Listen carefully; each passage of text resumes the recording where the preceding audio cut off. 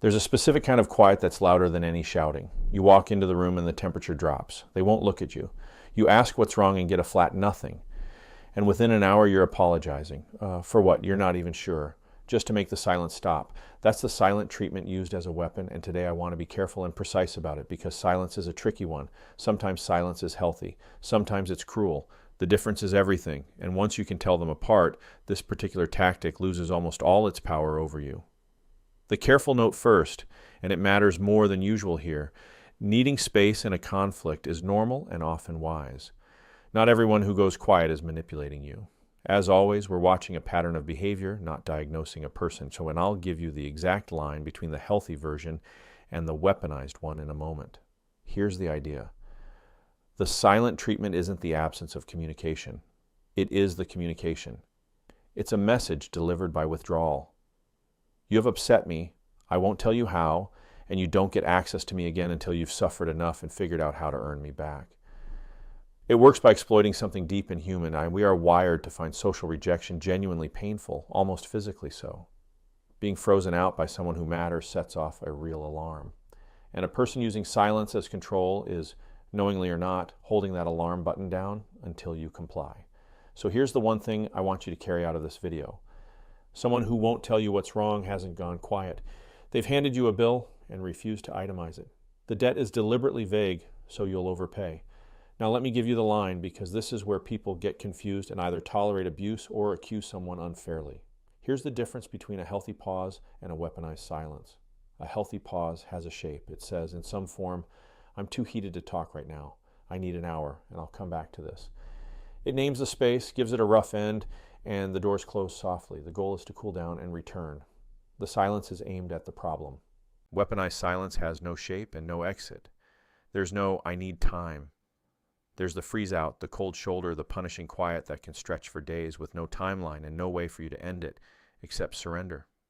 The door isn't closed softly, it's slammed and locked, and you're left outside guessing the password. The silence isn't aimed at the problem, it's aimed at you. Feel the difference in your body. One is a person managing themselves, the other is a person managing you. So what do you actually do when you're on the receiving end of the weaponized kind? The first move is the hardest and the most important. Don't chase. Every instinct will scream at you to pursue, to ask again, to apologize preemptively, to guess and guess until you find the magic sorry that thaws them. But chasing is the payoff. It confirms the silence works. Every anxious, please just talk to me, is you paying the vague bill, and it teaches them the freeze out gets results. Steady yourself and stop chasing. The second move is to name it once, calmly, and then leave the door open on your terms. Something like, I can see you're upset. When you're ready to talk, I'm here. That's it. You've acknowledged them, you've refused to grovel, and crucially, you've put the responsibility for reopening communication back where it belongs, with the person who closed it. You are not the jailer of this silence, they are. Don't take the keys they're pretending they don't have. The third move is to go live your life. Don't sit by the locked door in a puddle of dread waiting to be let back in. Make your dinner. Call a friend. Do the thing you'd be doing anyway. This isn't a cold power play back at them. It's you refusing to put your whole nervous system on pause because someone decided to punish you with quiet. Your okayness is not something they get to switch off by going silent. Now, the honest part.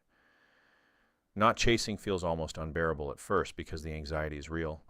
Your body genuinely reads this as danger. Sitting in that discomfort without rushing to fix it is a skill, and you won't do it perfectly. That's fine. Even not chasing 60% of the time changes the pattern because the tactic depends on your reliable panic. And the moment it stops reliably working, it starts to lose its point. And notice what a repeated pattern of this is telling you. Occasional clumsy silence is human, but a person who regularly uses days of freeze out to control you is showing you how they handle having power over your feelings. And that's worth seeing clearly, not explaining away. Here's the close. Same as always.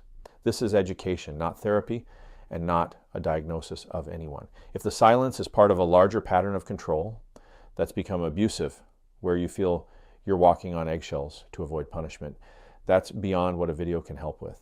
And real confidential support exists. For immediate emotional crisis, call or text 988.